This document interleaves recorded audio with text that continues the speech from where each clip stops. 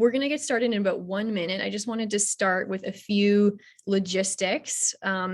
First of all, this webinar today is being recorded. So if you would like to get a copy of it after the fact to share with someone or listen to again, we can send that to you. There's a Q&A enabled in this webinar. So if you look down in your webinar panel, you'll see there's a Q&A section, and we welcome your feedback throughout the next hour. Any questions that you have for our panelists or comments that you want to make, we'd love to hear from you. And then also, if you have questions about just getting set up here, your audio, hopefully you can hear me. I have two colleagues on the line as well, Cameron and Nikhil. Thank you so much, you two, who are here to answer any questions you have. So feel free to put them in the chat and let us know if you need any help. One last thing before we kick this off, we have a special bonus for attendees that we're going to share at the end of today's webinar. So stay tuned about that. Okay, and with that, let's get started. So hi, everyone. For those of you who have just joined, my name is Sarah Steiner, and I'm the Chief Product Officer here at PiinPoint. I'm going to be co-hosting this webinar today with these two other fellows on the line who we'll introduce in a second. But if you're not familiar with PiinPoint, we are a Canadian location analytics company. We're based out of Waterloo, Ontario, and we work with retailers across Canada, the US, and Australia, really to help instill confidence in their decision-making and optimize their future strategy when it comes to location. And we are so glad that you're here today. We wanted to create an opportunity to learn with other people in the industry and do some information sharing. So wherever you're calling from today, we're really glad that you could be here. Thank you for joining. This webinar topic is around network planning. We know that for retail, the fall is a really busy season, whether it was back to school, we've got Halloween coming up, and then the marathon of holidays, but it's also a time of planning and thinking about what the next year is going to hold. So we wanted to put something together, and hopefully from today's chat, you can take something away into your planning. So with that, let me introduce our two guests who you can see here. First, we have Tom Peters. Tom is our Chief Revenue Officer here at PiinPoint. And before joining our team, he was the Customer Insights and Analytics Partner at Deloitte Canada, as well as their Pricing and Profitability Lead. And Tom has always been focused around addressing client challenges, specifically retailers. He's worked with Pizza Hut, M&M Food Market, Hewlett-Packard, Staples US, just to name a few, and focused on how to build profitable revenue growth. He comes by analytics very honestly, having worked at Kenna Communications and Advantis, and also has experience as a prof at Brock University. So thanks so much, Tom, for being here. And our second guest, Phil. Phil is the SVP of Business Development at Sleep Country Canada, and a longtime friend of PiinPoint. His team oversees, let me make sure I get this right, 287 retail locations and 19 distribution centers across Canada, handling everything from design, site selection, leasing, and construction. So real estate for sure, but then on top of real estate, Phil's also really passionate about innovation. He's got a real growth mindset, always looking for ways to improve processes and do things better. And so naturally, Phil's also responsible for Sleep Country's strategic partnerships and vendor relationships. And he's pioneered some really neat engagements with Walmart, Best Buy, you might be familiar with, as well as Purple and Casper. So I think we're going to hear a bit more about that later today. But again, just wanted to say thank you so much to you both for joining me. All right, so today's webinar has 3 parts. First off, we're going to give a really quick overview on a research piece that PiinPoint conducted earlier this year. It was called The Future of Market Planning. And for this POV, what we did was we actually conducted primary research with 15 different retail execs across Canada, and a variety of different sectors. So there was retail, financial services, big box stores, as well as oil and gas. And our goal with these conversations was really to understand what key themes emerged out of the 2020 year and 2021 that were going to be, pressing challenges for their organization and something that they would be looking to address going forward. And from those conversations, 5 key themes emerged. So Tom and I are going to share those with you. And then we're going to get Phil's take on them, listen to some stories from a real life retailer and kind of what he's witnessed in the industry. And then we'll wrap it up with some engagement from you. So again, there's the Q&A in the webinar. If you have any questions that you want to pose to our panelists, you can put those in there, questions, comments, stories, and hopefully we can have a nice discussion there towards the end of today's chat.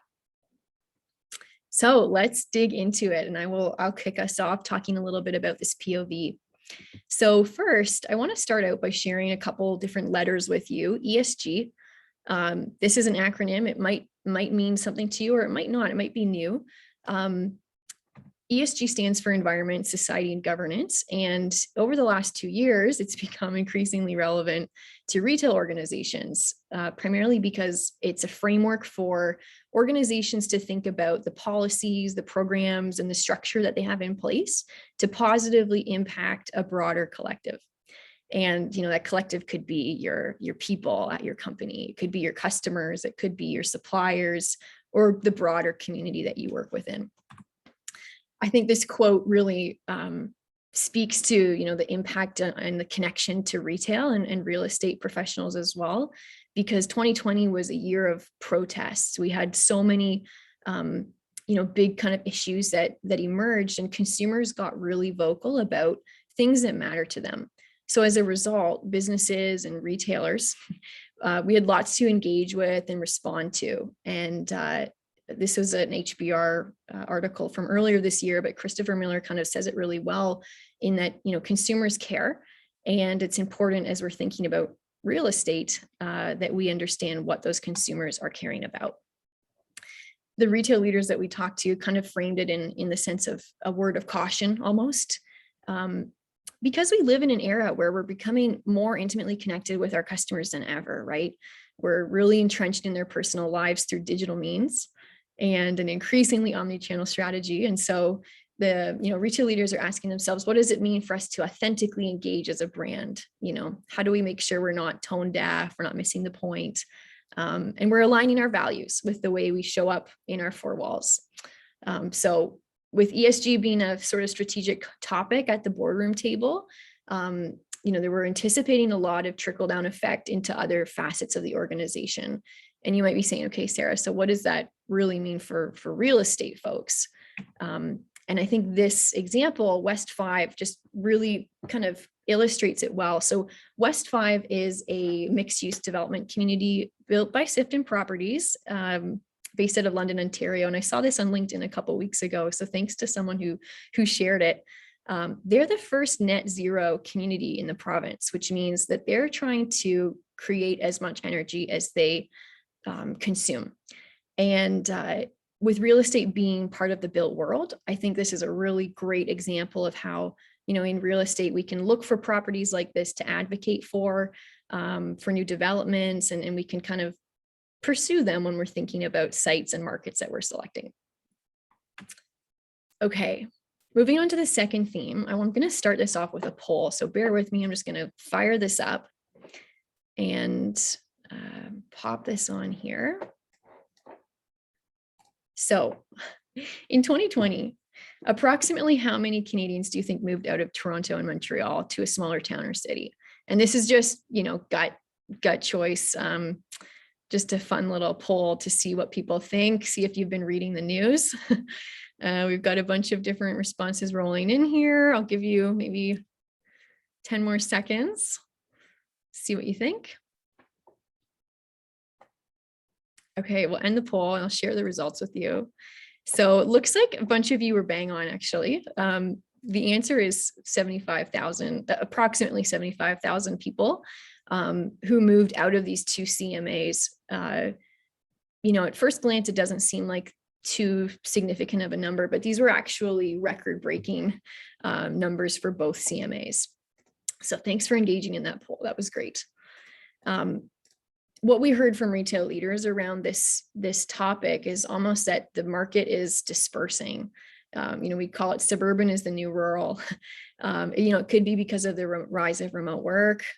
We had a lot of people thinking about their priorities and maybe wanting more space, a crazy hot housing market in Toronto and Montreal for sure.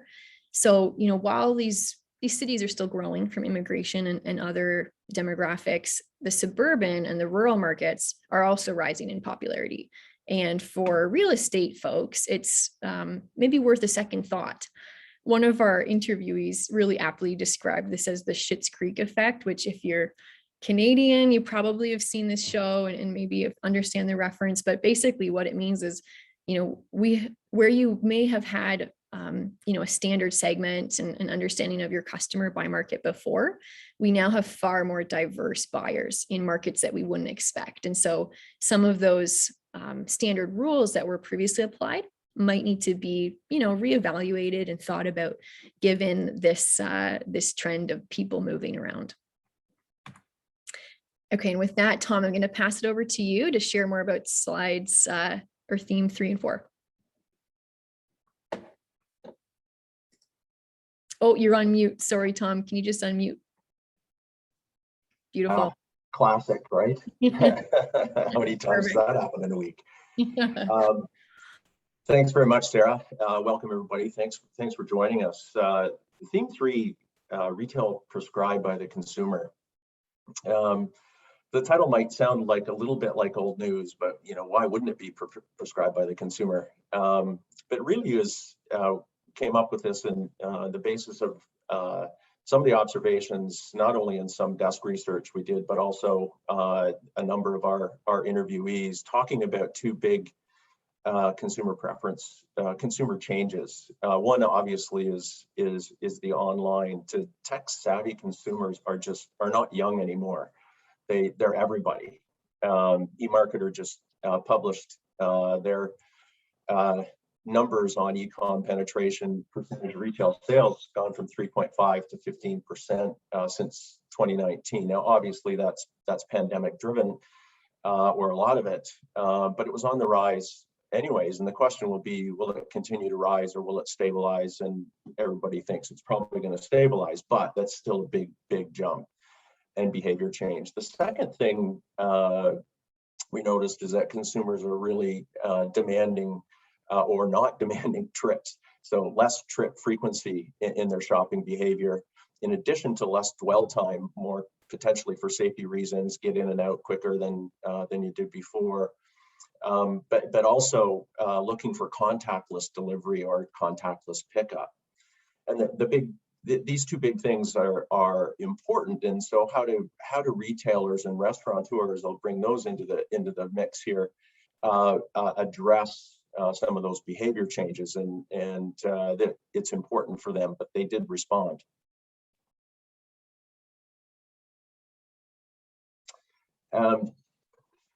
First, let's talk about the restaurants, and we know it's been evolving quite a bit in the fast casual space. The two big concepts that are coming out of that evolution, among many, are virtual brands and ghost kitchens. Kitchen Hub and Just Cook would be considered ghost kitchens, while Genghis Grill launched their virtual brand called Stir Fry Chef back in the summer as a response to these demands from the consumer. Obviously, the ghost kitchen idea, I'm sure you've read about, have a lot to do with offering multi-menu choices to a very diverse urban and now suburban market, as we just heard from Sarah, really looking for great food choices, but in a contactless delivery or pickup way, no dine-in options. Genghis Grill launching the virtual brand have the same idea. I mean, obviously it's for delivery only, this Stir Fry Chef, but they're cooking it out of the same kitchens as a Genghis Grill. So what's interesting, what they've done is increase the productivity of their kitchens, earnings for their franchisees, but also expanded their reach into the trade area, targeting a new segment of consumer and increasing performance. So really they've responded well, but that really puts the pressure on retail analytics people or analysts in the location space to get those markets right, bringing insights to where these concepts will work and where they won't work. The next one is, I'm sure you all know about, is the retail innovation around endless aisle distribution. Rexall M&M Food Market's been doing that for a while now, and the recent partnership with Staples and Rexall is just another example. What's really cool about this innovation is that they've really addressed the trip frequency issue. Now you can go to a Rexall and also pick up dinner, or to a Staples and pick up some pharmacy brand products. So what's interesting about that is they have actually expanded their distribution without investing heavily in brick and mortar. Again, putting on pressure on real estate analysts to make sure that picking those markets where partnerships work is really key, and market insights are golden. All right, real estate analysts do more than secure the dirt is theme 4. A little tongue in cheek, obviously, but we let me tell you what we mean by this, and it's kind of driven by an observation that the store, or the brick and mortar, the 4 walls, in its potential location, it's not as much about that anymore as it is about the brand experience. And obviously, omnichannel has changed that. Consumers are demanding product in a different way, delivered in a different way. But also the store environment has to change, and retail has responded to the consumer's demand for this. Again, this is really where market insights come into play, and at the micro market level. So location analytics is really critical to knowing that market well.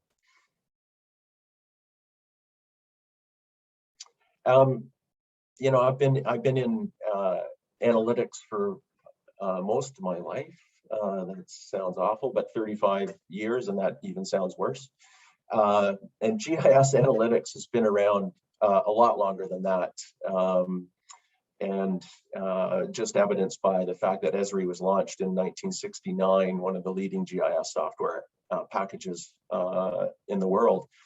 But the last 10 years has really seen a change. Big data, machine learning, AI technologies have really pushed the envelope on what location analytics and micro market analysis can really do, with the ability to crunch data, large amounts of data very quickly.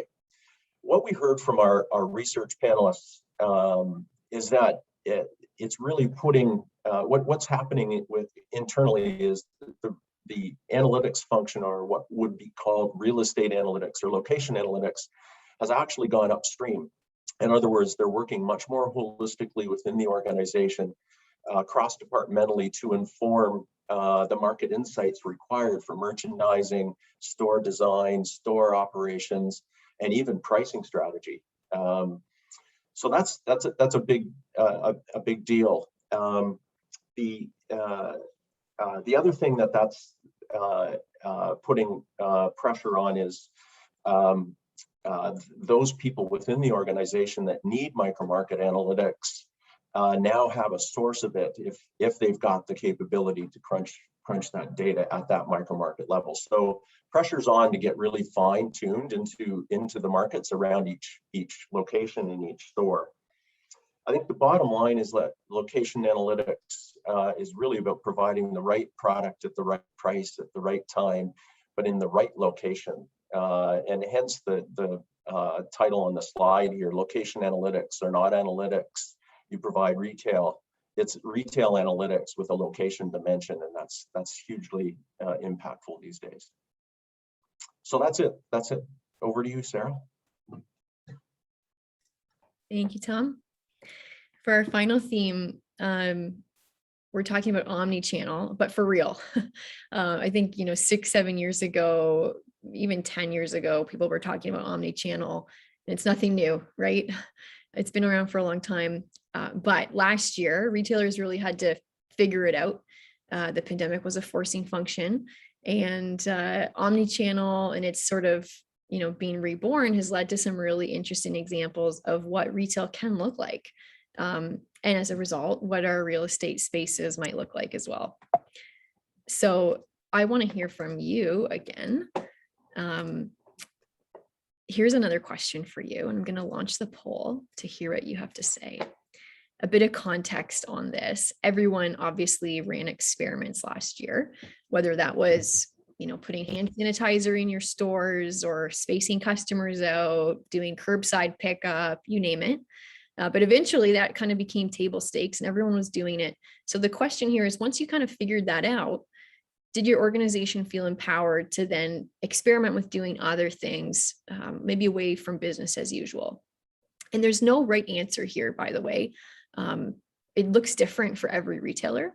And whether you're an essential service, less essential service, or restaurant or product that you're selling, it might look different.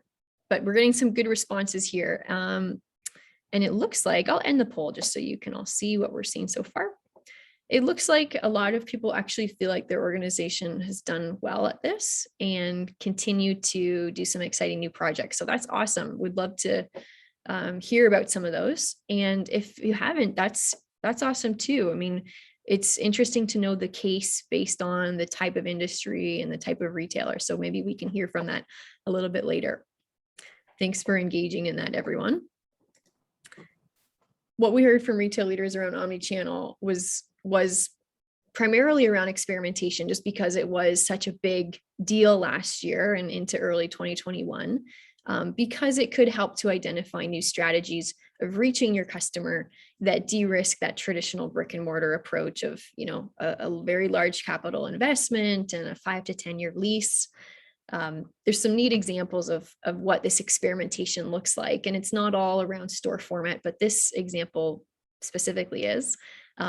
Just this past September, you might have seen this in the news recently, IKEA launched a new store format for their brand called IKEA Design Studios. And these are being piloted in Oshawa, Ontario. They might be expanding across Canada, depending on how these experiments go. But they're focused on finding consumers in a market where the consumer felt like they had a hard time accessing IKEA services. And if you know the GTA, you know for people in Oshawa, you'd probably have to drive over to North York or maybe even Burlington. So it's a really neat way to kind of problem solve for that gap that they had in the market. Another cool example is HBC and Zellers, which has been in the news a lot recently. This is more specifically around HBC recently bringing in like a Zellers pop-up essentially in their department stores. And Zellers, if you're not familiar with them, for anyone who's maybe not from Canada on the call, a very popular brand up until the early 2010s, probably had over 400 locations in Canada and was closed around the arrival of Target in Canada. But HBC continues to own the trademark, and by bringing Zellers in, it's really interesting. HBC is more so positioned on the luxury kind of scale of being more a luxury department store, whereas Zellers is very much value price strategies. And so by bringing these two together, for retail real estate, it's a neat way of thinking about maybe what markets to put stores like this in, where you could experiment with reaching different consumer types within the same four walls. So that's just one way that HBC and Zellers are experimenting with that. Now, I know experimentation is very nuanced, and I think we're going to talk with Phil a little bit more about that in our fireside chat, which is a great segue into that. Before I move on to that part of today's presentation, just really quick, if you're interested in learning more about these POV themes, we've kind of glossed over them quite quickly just to set the stage for our conversation with Phil, but those are available on our website. You can find those on our homepage if you look up the future of market planning. Okay, so let's, with that, move into our fireside chat. And I'm going to pass it over to Tom and Phil, who are going to do a conversation here around some of these themes. And if you're interested in having your questions addressed by our panelists, please do put those in the Q&A over the next 20 minutes here, and we can bring that up towards the end of today's call. All right, guys, I'll pass it over to you. All right. Thanks, Sarah. Thanks, Sarah. Well, welcome, Phil. Thanks for having me, Tom.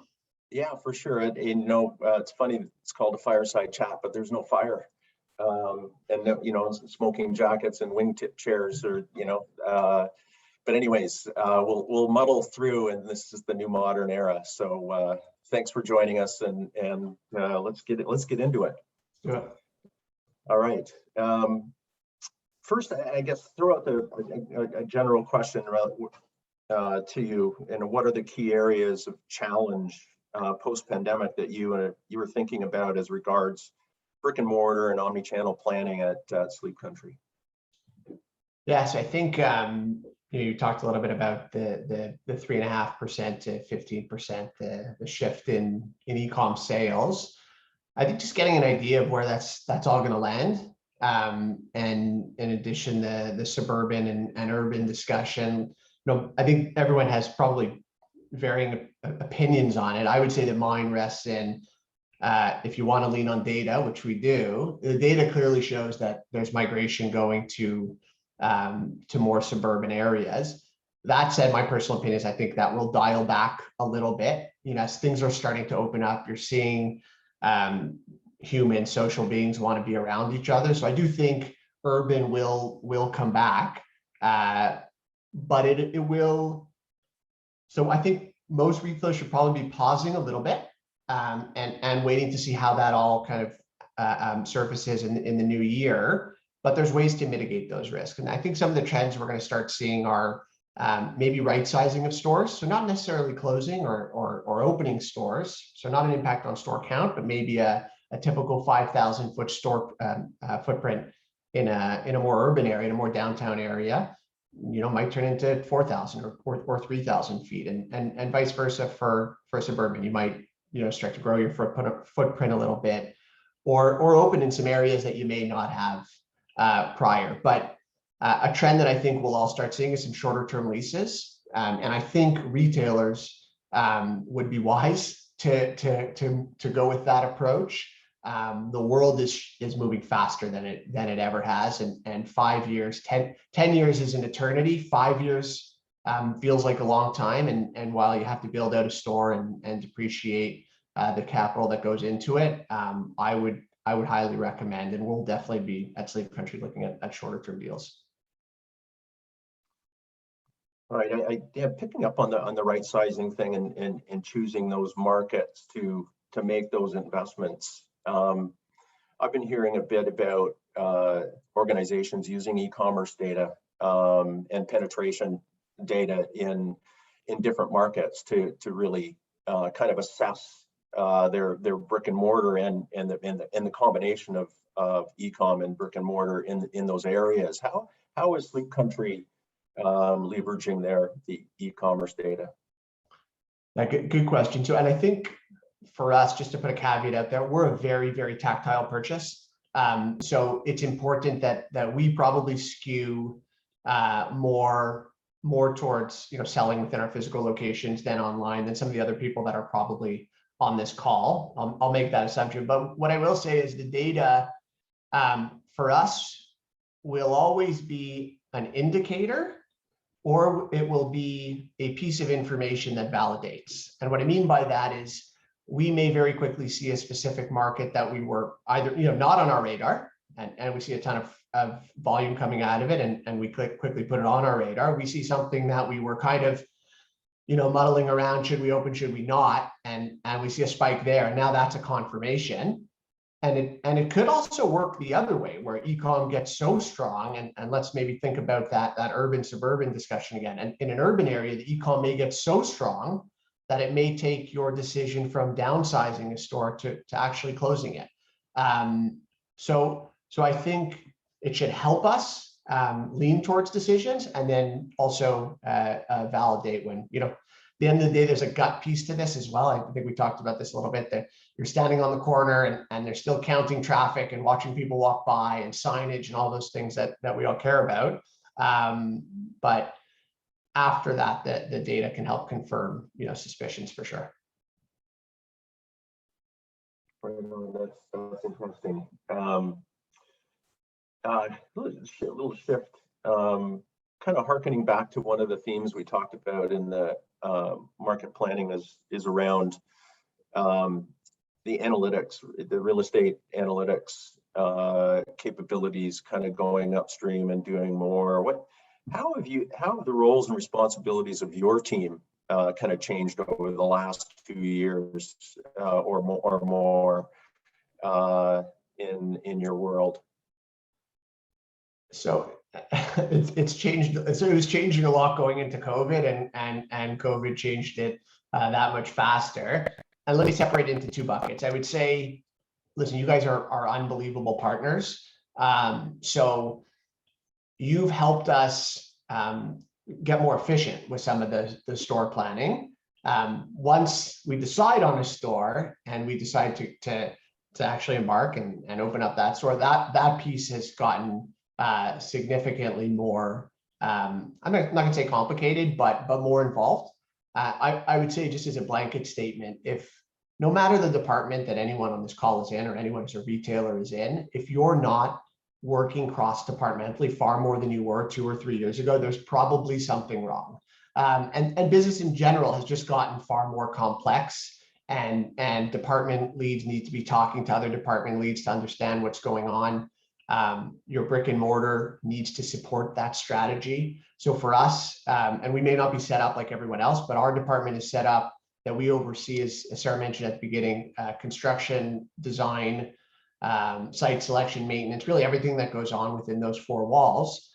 And if we're going to support our strategy, part of what goes on in those 4 walls is our sales, our merchandising mix, the operations. So we work really, really closely with our merchandising team, as an example, to make sure that we're, when we're building out the store, we're building it out with the right mix. We're making sure that we're chatting with our operations team to go through, important dates when the store is going to open. They're setting up our stores. They need to be part of the conversation. Our sales team hiring and preparing with the merchandising team to make sure they have a strategy in place to sell those products. IT is involved throughout with cameras in store, security, network security, all these things.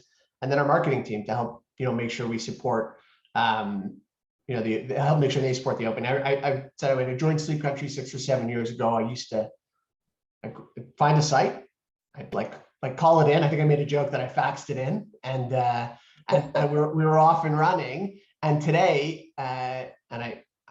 10, 12, 15 people is not out of the norm, to be in a meeting to talk about a launch plan for a store. So I think, there's really an incredible amount of coordination that goes on. And that's not to mention the distribution centers, which we haven't talked about, where there's a ton of movement and innovation going on within logistics. And our team is responsible for finding those sites. So the work that's being done with our team and the operations folks to make sure that we're servicing our business is I would say even more complex than the store side. We've kind of nailed down the store piece, and now the logistics is something that we're every single day thinking about how can we be better. So it's all hands on deck. Yeah, right on. That's certainly consistent with what we've heard and with a lot of our retail partners that we talk to for our POV. So that's very consistent. I guess moving on to another piece here, and Sleep Country's been investing heavily, as read about it publicly, around the experience, the customer experience side, the investment in digital and omni-channel, and so on. So, how does it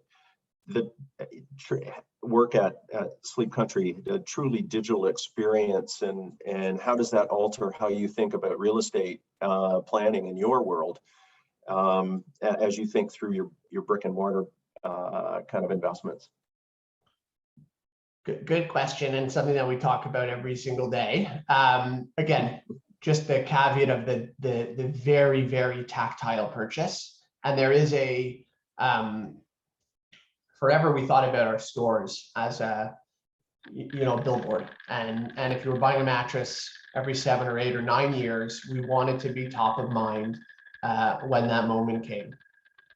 I'd say in 2015, 16, when we changed the design of our store and introduced accessories, it added on a layer of complexity that the store again needed to support that strategy. when we went fully digital with all of our products in 2018, 2019, that was kind of that next layer of complexity to make sure that whatever was being sold online was available in store, and we could, provide either a digital experience or a store experience to the customer, however they wanted to shop. So I don't think we're like at our North Star yet. I think we're continuously trying to get better at it. I'll give an example of something that came out of COVID, and actually just to take a step back on COVID, I think COVID has been very, very difficult for so many reasons. But I will say one of the positives that has come out of it has been the innovation. And then they put up a poll around, do you feel your business has been innovative and creative and done a good job over COVID? I think it made a lot of people who are uncomfortable with experimentation, they quickly had to get really comfortable with experimentation. And I think it really expedited innovation across most businesses. A good example for us, we had been talking about some type of chat line and introducing the ability for a customer to call in, and we weren't really sure. When our stores closed, we got sure really quickly. We opened up within a week, we were live with our top sales associates and the ability for a customer to call in. They couldn't visit our store, so how could we give them that same experience? So they had the ability to call in and go through really the same exact experience with our top sales associates that they would in store. Once stores reopened, well, now they could, maybe they purchased, maybe they haven't, but that experience in store was going to feel very normal to them. They'd already done it. They'd already answered the questions. They understood what they were looking for. So I think having the ability to really answer our customers' needs in COVID when our stores were closed was a great example of innovation. And then, like I said, working towards that North Star, the CRM component of that, and eventually being able to have their full profile in store when they come in. So if Tom, if you're talking to our sales associate on the chat line, and then Sarah, you take a customer in store, that customer should feel like they're talking to the same person all the time. And I would suspect that that video will probably be kind of the next evolution of innovation around chat and communicating with our customers. I like to say, and in 2019, if I called you on FaceTime, you would have hung up on me. You would have rejected the call. Today, it's fairly normal to have a video call, and I think customers want that human element. And I'm a firm believer that in the next 1 or 2 years, it'll be quite common to go through customer service or chat or digital sales and do that through video. So I guess to tie it all up, once you do all of those things, your brick and mortar needs to support all of those strategies. It needs to be kind of that final destination where the customer can bring in all of their information and feel very comfortable that it's been moved along through all the different steps, and that sales associate has it at the tip of their hands and can service the customer as well as they should. Yeah, I see that coming together. I've been in a Sleep Country store in the last 6 months myself, so it was didn't do the online thing, so I didn't really see that connection, but the experience is clearly a good one. What I want to kind of slide into the experimentation thing. You talked about it a bit at the beginning, as doing experiments. What other experiments or big takeaways from doing experiments would you talk to the audience about, or have them take away from what you've experienced? I know you've got some opinions on this. I do. So let's, I guess, first the first experiment that we've actually gone through, we did a couple strategic partnerships with Walmart and Best Buy on their marketplace, and it's funny, like, I think everyone's just gotten comfortable that competitors have now become partners, and the Zellers HBC, Zellers is gone, but back in you just would have never seen that. So it's more common than it was maybe even a few years ago. But for us, that type of experiment was, it's not a traditional mattress buyer. We knew that on Walmart and on Best Buy, but two unbelievable brands. They've been incredible partners for us, and have incredible traffic to both of their .ca domains. So we recognize that. They also recognize that delivering a mattress is not the easiest thing to do in the entire world. And they are, like us, customer centric, and they want to please their customer. We were looking for, like I said, the traffic was very interesting for them. They were looking to be able to stay in a category and still make sure that they met their customer needs. I think when we started to talk about it internally, it was, people couldn't understand how we were going to sell mattresses through Walmart. It was foreign, and now today it just seems obvious. So that would be an experiment that I think has turned out well. The evolution of that partnership, which we just announced, is near and dear to everyone in the brick and mortar world. We'll be opening up 10 kind of store-in-stores within Walmart. There'll be our traditional stores, 5,000 feet. We'll be opening up 500 square foot stores within 10 Walmarts in Quebec and Ontario. We'll pilot them for a few months. This will go well. And once it does, we plan to expand it, hopefully 50, 100, 150 of them across Canada. And there's a whole program behind it around how to kind of cross-sell between our traditional store and these smaller stores, and beneficial for both us and Walmart. It's really a fascinating, and when we have more time to talk about it, but a really fascinating partnership. I think what you were referring to around learnings from experimentation was that the conversation I had with Sarah, where I'm guessing I was one of the only people who said careful around over experimentation. And just to elaborate a little bit on that, because I'm a huge believer in experimentation. So I don't want to get over experimentation mixed up with not experimenting.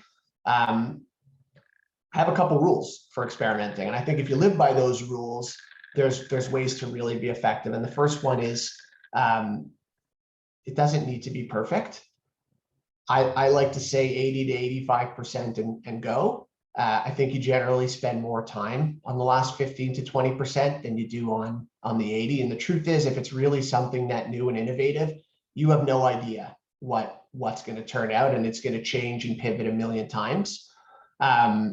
I would say when it does work, be quick and have conviction to put resources to it immediately. It's very easy to think you're smart and that you can keep doing it the same way and be, kind of penny wise, pound foolish about some things. But you lean into things when they're good. And on the flip side, I would say when it's not good, kill it right away. It's okay to, in this instance, it's okay to go 1 for 10. The one time you're right, you're going to be really right, and it's going to be impactful. So kind of letting your ego, checking your ego a little bit, and not dying on the sword that this is the latest and greatest of all time. If it doesn't work, move along, and we'll try something new. And then the over experimentation, just to close it up, I would say if you open up any kind of retail publication today, you could read about just endless innovation that's going on within retail. And I think it's very, very easy to get distracted. So while I would encourage everyone, to allot time towards experimentation, I would really just, beware of being really disciplined with it. We all came on this call like with a title on our name, and that's our job. And we have to run a business. And I think it's important to make sure, unless you're head of innovation or head of experimentation, I would say the majority of us have a business to run, and I think you should be spending most of your time there, and then be nimble and quick on experimentation. Perfect. Rules to live by, Phil. I know if they may be right, they may be wrong, but if they're rules. That's cool. Listen, that's all of the prepared questions that I have. Sarah, just wondering if there's any thought, it looks like 15 minutes to go, and thought maybe open it up if there's any questions from the audience for Phil. Yeah, for sure. We have a couple questions, and if other people want to submit more, feel free to. It is anonymous, so no one else can see your question or your name. So if you're feeling a little camera shy. Don't worry, it's all anonymous. Yeah, so first question here, Phil, is kind of around the whole siloed teams and looking at trying to break down like communication barriers between real estate and other departments. Like, what advice would you have for opening up that communication and being able to not be quite so siloed in the work that people are doing? So it really depends on the organization and how you're set up. I would just qualify that question. But I think it starts with leadership. And I think leadership needs to know how important it is to work cross-departmentally and set the example. What I will say is I'm going to guess that most leaders know that it's important and maybe need a bit of a nudge to understand why it's a priority. So I think, maybe, putting together a plan on what the benefits would be of being more cross-departmental, showing some examples of where there were some misses, some timing that was missed, opening dates that were missed, overspending, miscommunication. I would spend a little bit more time preparing a rationale than maybe kind of little bits and pieces of how it could be better. I would really come prepared with the benefits to the department and to the organization. And I think a good leader will see really quickly and give whoever asked that question the benefit of the doubt, and then it hopefully enable them and open the door to better collaboration. Yep. Yeah, no, for sure. Yes, Sarah, just to follow up on that, from my experience, there's multiple mechanisms to do that more softly instead of making it a decree from on high, and that is creating communities of practice. Still takes leadership to say, yes, thou shalt do that, but communities of practice, I know it's been around for a while, but they truly, if run properly, do run as kind of an idea sharing. It builds trust among multiple department members who might be part of that community of practice, and it becomes then a kind of a shared ownership within the organization, and then that can build into breaking down those walls. So kind of combining a bottom-up approach with top-down kind of direction from leadership. Yep, that makes sense. Okay, thank you guys. We do have another question here around roles again. What in-house roles does Sleep Country have assigned to analytics? So this is for you, Phil. Is it data scientist, data engineer, data analyst? And then also, who do they report to? So we have an FP&A team, financial planning analysis team, that not a huge team, but through our BI tools are able to measure kind of opportunities, irregularities, and they're constantly scrubbing through data and bringing opportunities and recommendations to. It generally stays, I would say, probably would bubble up. They report into a CFO, so generally would bubble up there, and then a CFO would kind of report them out to the different department heads of where they felt there was opportunity.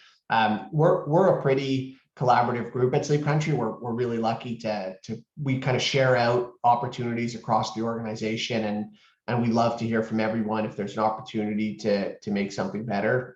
I think we open that up pretty well, but it is not a data scientist. To answer the question specifically, it's not a data scientist role that we have. It is a kind of a multifunctional role. They're involved in budgeting, they're involved in data, they're involved in our BI tools. There's a number of things that they're looking after. Very cool. Thanks. Okay, I think that's it for questions so far. So I'll give kind of a final chance here for anyone to drop comments or questions into the chat. Phil or Tom, would you like to add anything else before we do a little bit of a wrap up here? No, I'm pretty good. Okay. Yeah, I'm good. This was fun, guys. Thanks for having me. But no, go for it, Sarah. Okay, no, sounds great. Thank you both. And thank you for those who submitted some questions. That was great. So we just want to say thank you for joining us today. Obviously, big thanks to you, Phil, for taking time out of your busy schedule to spend time with PiinPoint, and Tom for facilitating a great conversation around the POV and obviously your involvement with that. Again, if anybody wants to learn more about this research piece, it's on our website. And if you're thinking about network planning in general for next year, it would be actually, this is a shameless plug, but a great resource maybe to share with other people on your team if you want to just kind of spark those conversations around different ways of thinking and, you know, what's going on in the industry. And of course, we'd be happy to share more about, you know, how PiinPoint kind of gets involved in those things. We will also be sharing a coupon code for those of you on the call here today. If you're not familiar with PiinPoint and you want to just check out how we do, you know, summarize data and provide insights to our clients, we can get you set up on one of those. And we would love to hear from you. So thank you again, everybody, for joining us. Really appreciate you being here. And I hope you have a great rest of the day. Take care, you guys. Bye, everybody. Bye. Bye-bye.